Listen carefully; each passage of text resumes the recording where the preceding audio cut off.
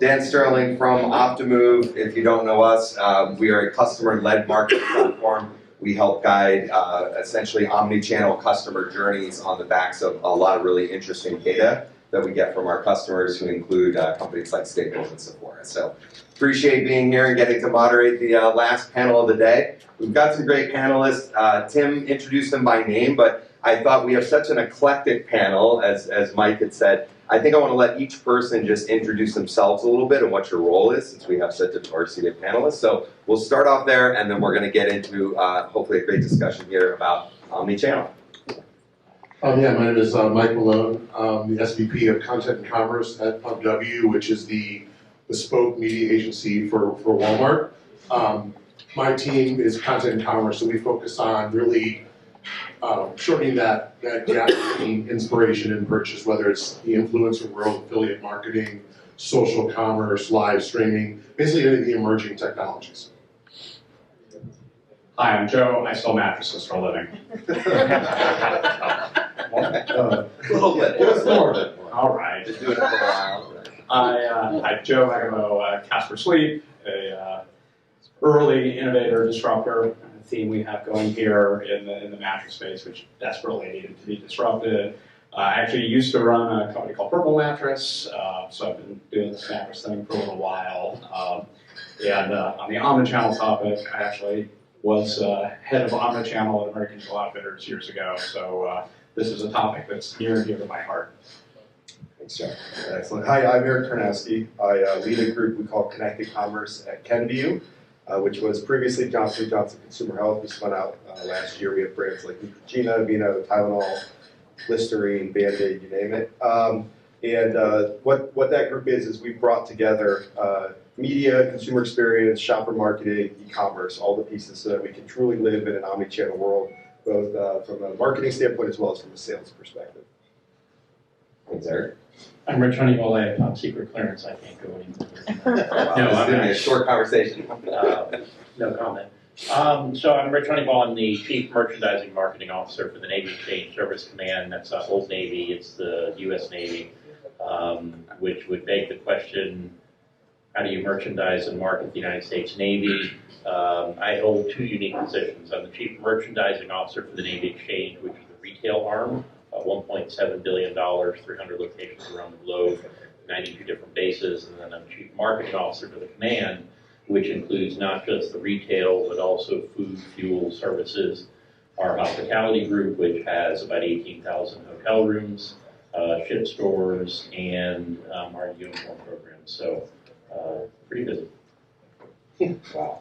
And tell them what you told me earlier about the size of the retail locations. They vary from what to what? So the best way to explain it is, and we sell just about everything that you can imagine from a product category and a price point. Least expensive thing we sold last year, 30-cent postcard. Most expensive thing was a $96,000 diamond ring. Our stores will range from 200 square feet, which is an unstaffed micro market, to a 200,000 square foot mall. We have roughly 3 of those, one in San Diego, one in Pearl Harbor, and one in Norfolk. Amazing. So, as promised, we have quite the panel here. A lot of diversity of experience in retail. So, we're going to just start off, first of all, with the definition from each of you. Like, how do you feel Omni is defined in each of your businesses and in general? Online? Yeah, you're the expert. I'm a expert, maybe. I don't know. I just have battle scars from getting this wrong for a decade. It's interesting, when I went to American Eagle, we had to decide what was the definition. Something as simple as what's our omnichannel goals for the year. And it took us about 6 weeks of circling before we realized, isn't the omnichannel goal the company goal? Why would it be any different than the whole company? Because if it's on the all channels, it should be everything. And it was, literally took 6 weeks for the entire executive team, and we hired an outside, very expensive strategy firm to realize that the answer was staring at us. Because omnichannel often was a euphemism for e-commerce. It was sort of this patina of cross-channel, multi-channel, all channels, but it wasn't really that way. And once we figured that out, then the definition was put the customer at the center. So how do you actually service the customer across any touch point, across any channel that they want, without creating any disincentives or channel conflict. That was sort of the operating definition that we came up with. And it really is just that customer-centric view, which we were not set up for that. And to do it right, whether you're talking marketing, logistics, product, merchandising, whatever, it was how do we then rebuild the company around servicing the customer, irrespective of where they choose to engage with us, versus the historical way, which all of these were really almost run like separate businesses.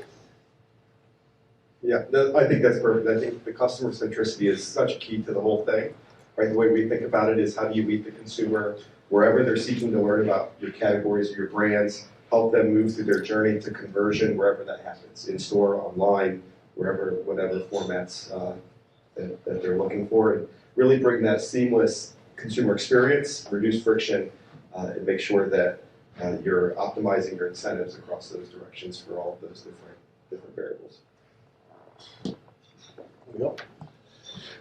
Yeah, so from our perspective, I would say it's kind of reiterating what's already been said. I think it's also just about making sure that your messaging and your branding is consistent across all the channels. So whether your shopper is on a connected TV Roku device, whether they're listening to an influencer, whether it's a TV spot, the consumer really understands exactly what you're trying to communicate, how you're trying to communicate.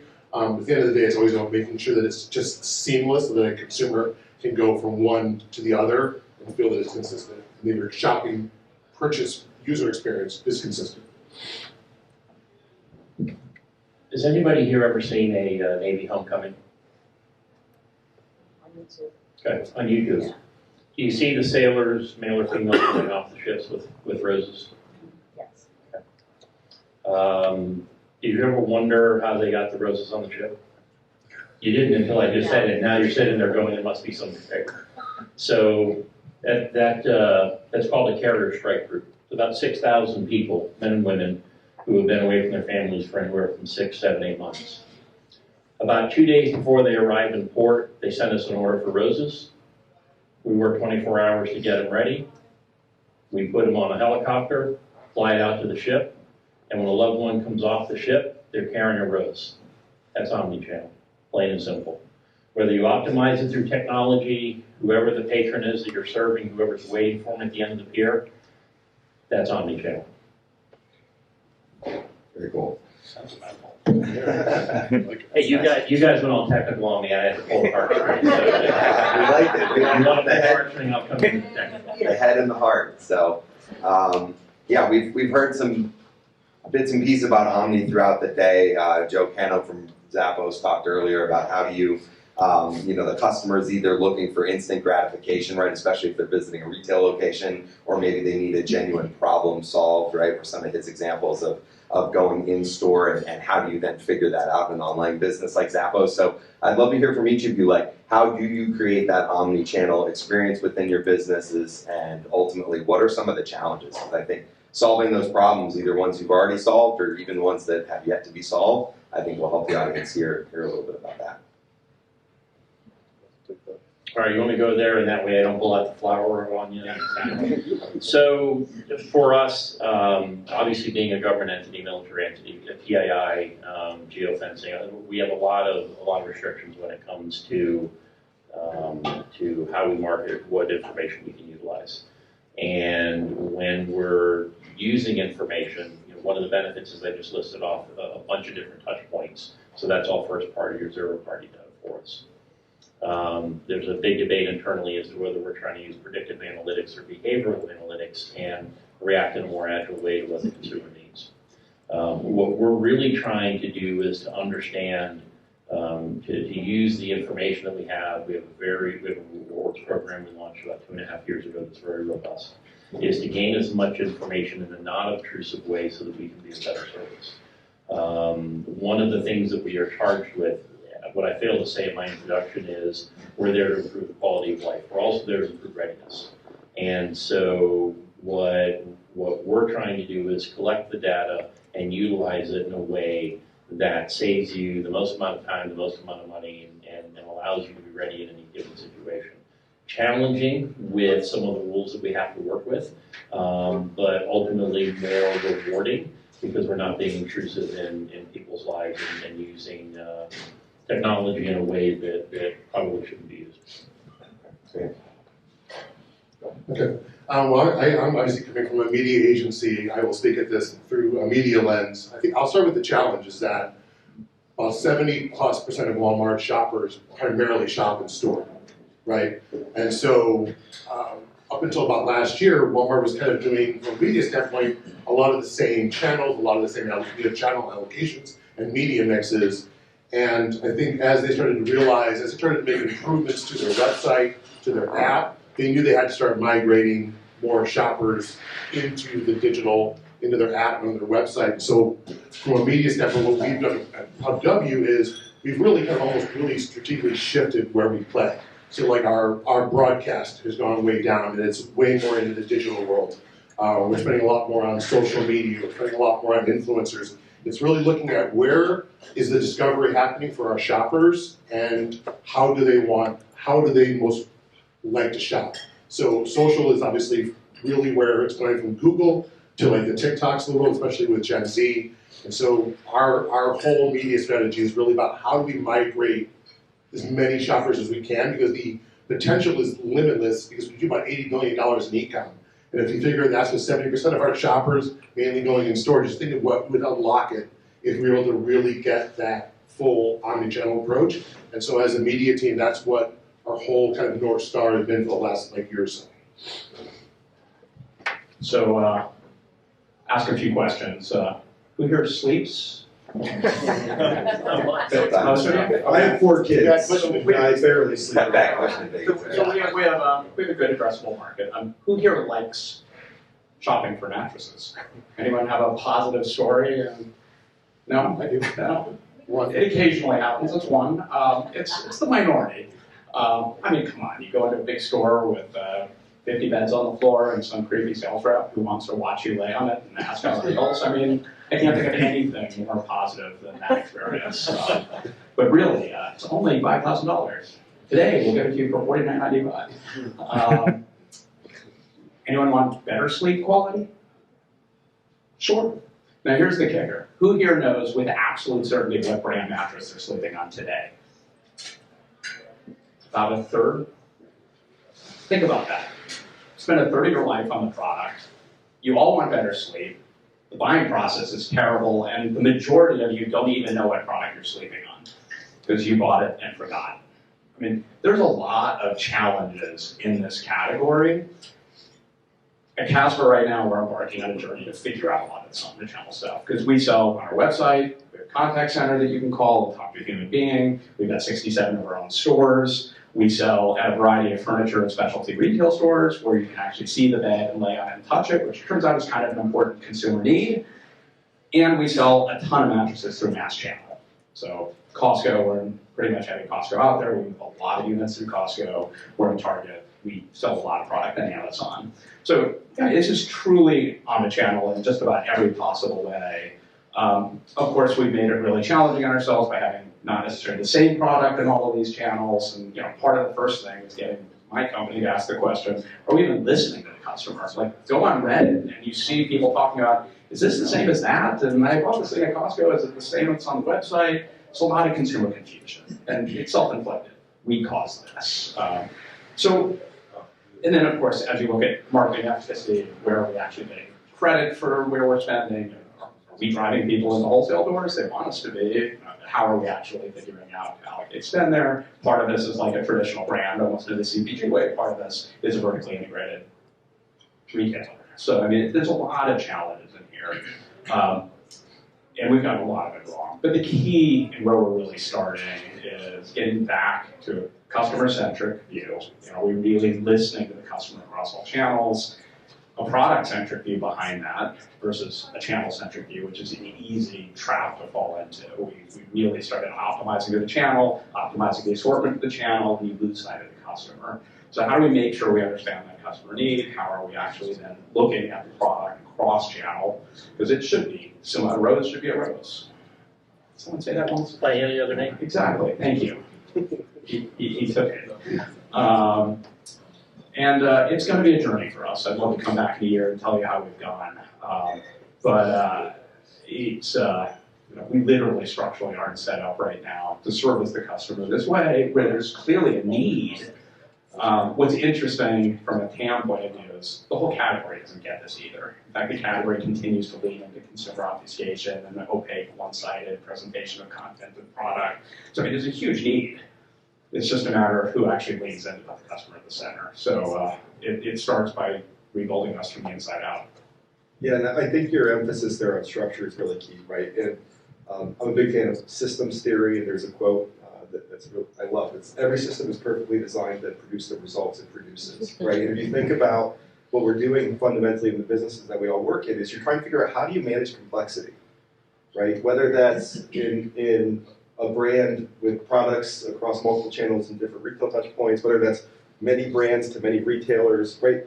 It's how do you do that? And historically, the way we've done that is we've chopped up the work into little pieces. We've empowered independent teams to work on those different parts, right? And everybody looks at it within their own context and their own world and tries to do what they think makes sense. And everything that everyone decides to do in that context is rational to the perspectives that they're working in. The challenge is when you roll it all up, it no longer fits. It doesn't work. It doesn't work for the consumer. It works for the incentives of those individual groups, right? And so you've really got to zoom out, look at this from the beginning, and think of it from really a ground-up perspective and reimagine how we go about solving the complexity challenge, right? And you have to think about the fact that that consumer is the same person when she's scrolling her Instagram feed and watching something on Netflix as when she's in the store looking on Amazon at your product listing while she looks at something physically on the shelf, right? You can no longer get away with having different teams think about each of those different aspects of it. You've got to think about how you bring it all together. It sounds super simple, right? Oh, let's make sure our content is all consistent. Let's make sure that our promotions all line up and stack up. Let's make sure that everything's the same. But when you roll this up over all the different touch points and combinations, it becomes incredibly complex and scaled, right? And so really having to zoom out and reimagine that, think about that. You can't deliver a seamless experience by having 15 different teams that have totally different incentive structures that don't even talk to each other in your own organization, work that way, and possibly deliver that seamless and integrated experience. You've got to rethink differently, right? I know the world that we were in a couple of years ago, you had retail media teams running out of retail customer groups, you had national media. We were bidding against ourselves for the same inventory for the same audiences, right? We have massive channel issues in terms of assortment where we sell the same stuff everywhere. And when you're mass distribution, that stuff comes into Amazon 3P, and now I'm fighting myself in different channels, right? So you've got to zoom all the way back, strip it all the way down, and put the consumer at the center and fix it structurally, right? You can't just treat the symptoms. You've got to go back and cure the disease, and the disease is the way that we organize ourselves to go after this. If anybody recorded that, I'd actually like to clip of that just so I can take it back. I think they might have it right here, so usually. Yeah, no, Yeah. That was good. Good answer. So let's talk a little bit about, you talked about all this, customer data, being able to understand voice of the customer. Optimove, we think a lot about, personalization and loyalty, right? We tap into a lot of that first-party data, try to use it to create that personalization. So how do you do that in this omni-channel world? What are some strategies for being able to drive that personalization and loyalty? And as you said, Eric, like that consistency across all channels, easier said than done. And getting harder, by the way, too, right? Every actor in this space is out to optimize for their context, right? And it's very easy to devise a strategy that does that at a specific retailer, right? When you try to do that across touch points, and you need to know this information and connect the dots. One of the things I always cracks me up with, you talk to a lot of different partners in retail media and things of that nature, and everyone wants to tell you about their incrementality measure, and it's based off of incremental calculated on new to brand sales at that retailer. I'm like, that's not new to brand. That's new to brand here in the last 90 days or whatever window you chose to do that, right? There's a high likelihood that that same consumer has shopped our products at any of the other 15 retail locations that they buy products at, right? And so we've got to build the ecosystem of data that we can connect the dots across the board. We've got to find the partnerships and the combinations that take advantage of everybody's unique capabilities. We can't all try to go after doing the same things in the same places, but in our own bespoke, specialized way. And so that's where we're starting, right? Is really trying to drive those conversations to say, how do we form the right partnerships where we bring the right pieces together to create unique and leverage unique capabilities to maximize outcomes. But it starts with having the right data. It starts with connecting the dots, right? I want to be able to connect my media to my promotional data. I want to be able to drive personalized offers based on what I know about that consumer, not just where they are today, but wherever I've engaged with them in the past. Right. And it's going to require, in some cases, that we rethink some of the fundamentals of the ecosystems that we built, right? And I think there are win-win-win scenarios out there where we can do this and get there, but it's going to require that we all be open to thinking differently and challenging some of the conventions that sit behind the nature of some of our products and offers today.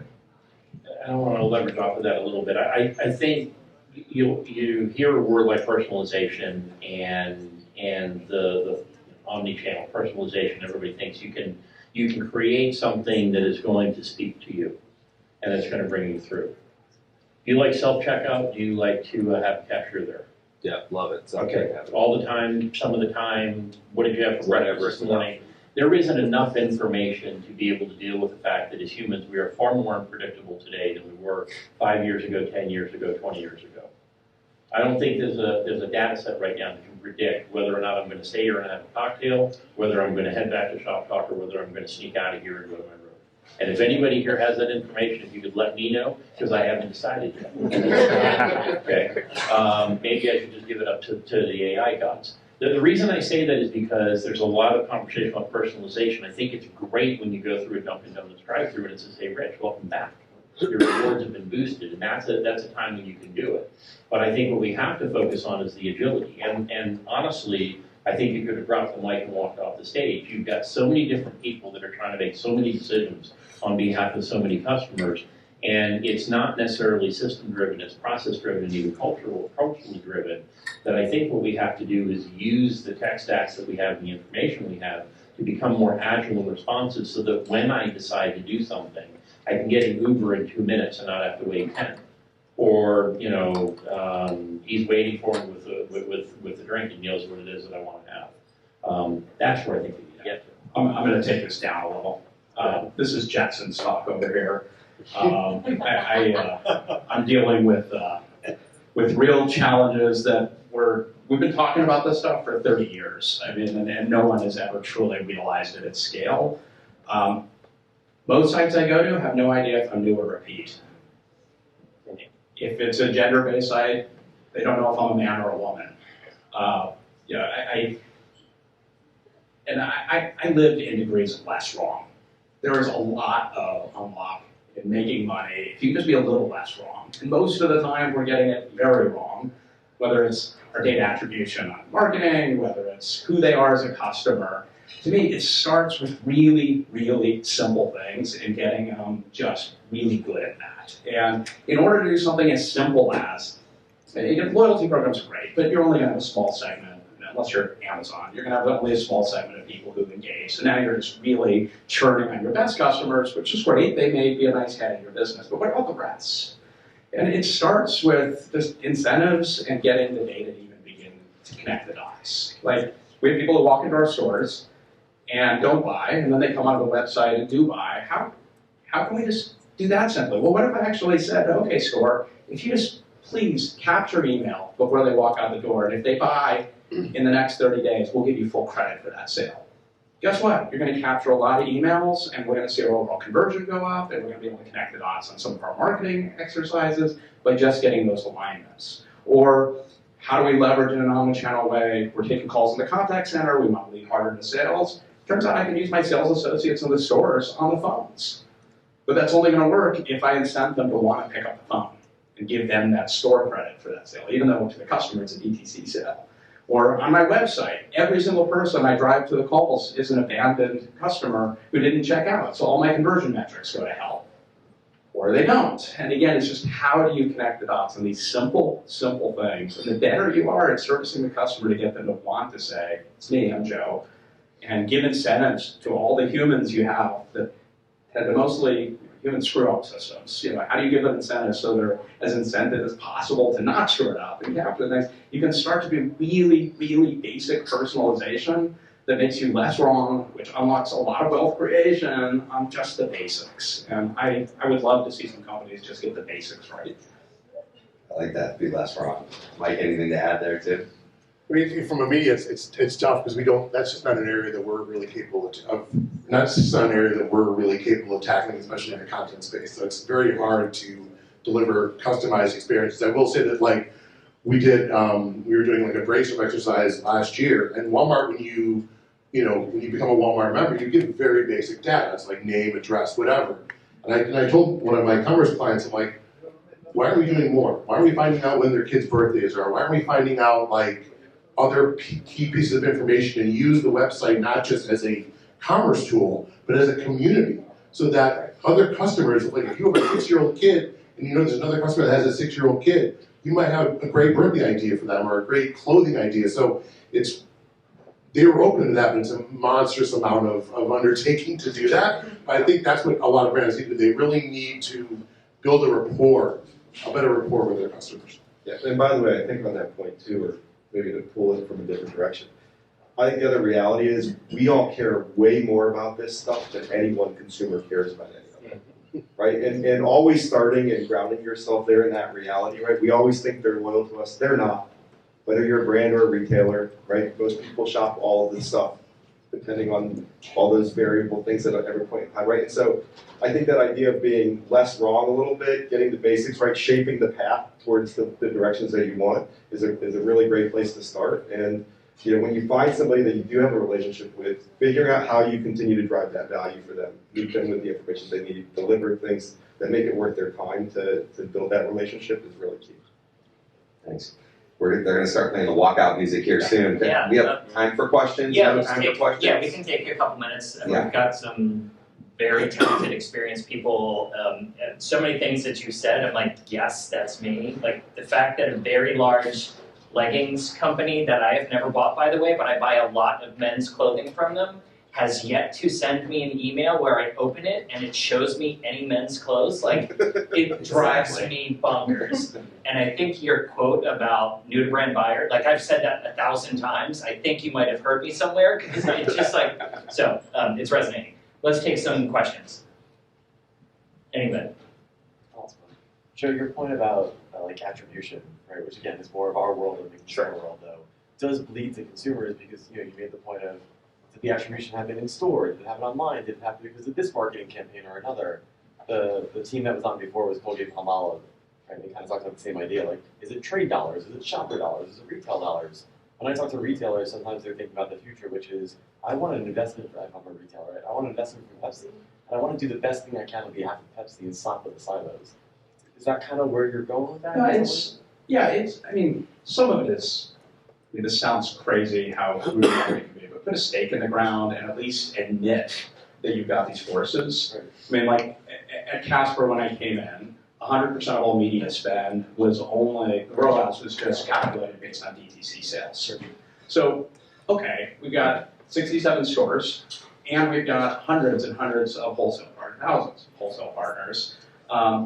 So that would suggest that we are getting 0% marketing benefit for any traffic that we've driven into these stores. So that can't be right. But of course, it's not 100%. I can't say. So I know it's somewhere between 0 and 100. That I know for absolute certainty. It is somewhere not 0 and not 100. It's somewhere in between.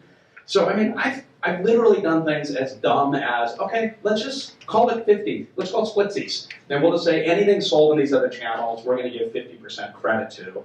Until we can come up, again, less wrong, until we can come up with a better model to disprove that and find a better way. But to me, denial and like just kind of going the usual way and pretending all this stuff doesn't really exist because the tools are built that way, to me just means you're leaving money on the table. Well, how about a round of applause?